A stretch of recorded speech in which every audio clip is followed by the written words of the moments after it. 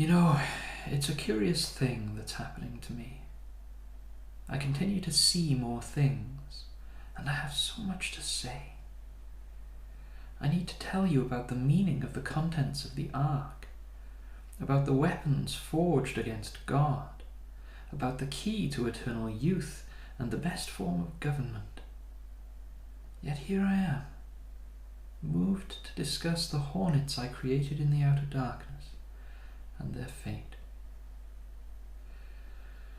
From time to time, I leave clarifying comments and corrections below my videos, and I explained in a comment below my video, Thought and Charge, that these Hornets were telepathic, that they were full of malice, and that they began to stimulate the nerves of my body so as to ensure maximum pain at all times.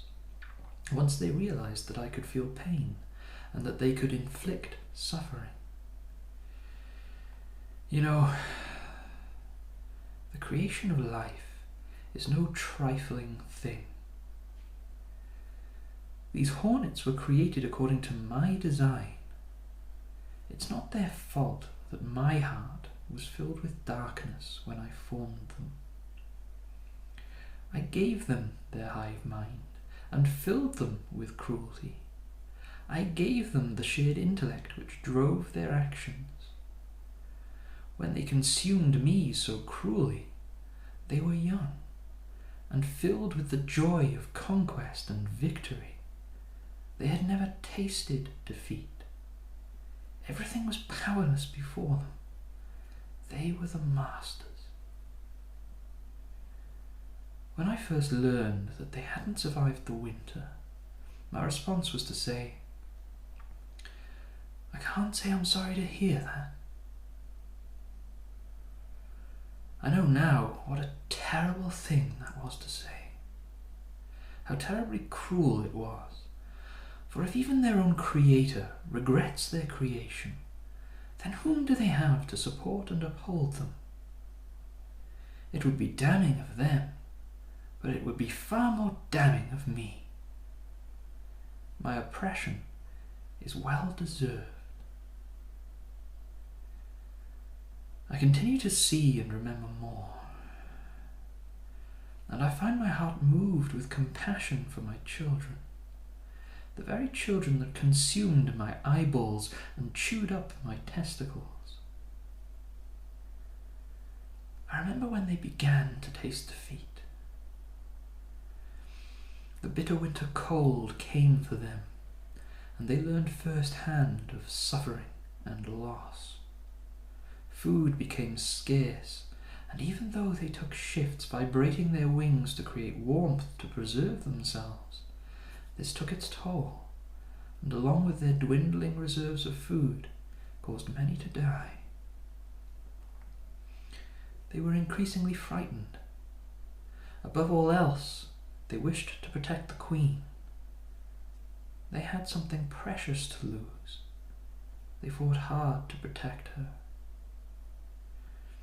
I said that they went extinct on that world, and that was deliberate, because I remember that when the man I sent examined the remains of their nest, he reported that the Queen was missing.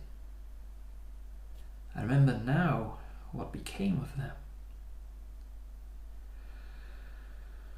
Whilst I was enduring my punishment for unleashing them upon that world, and likely also for my rejection of them, I was approached by those who find pleasure in being consumed, and they asked my permission to save the Queen.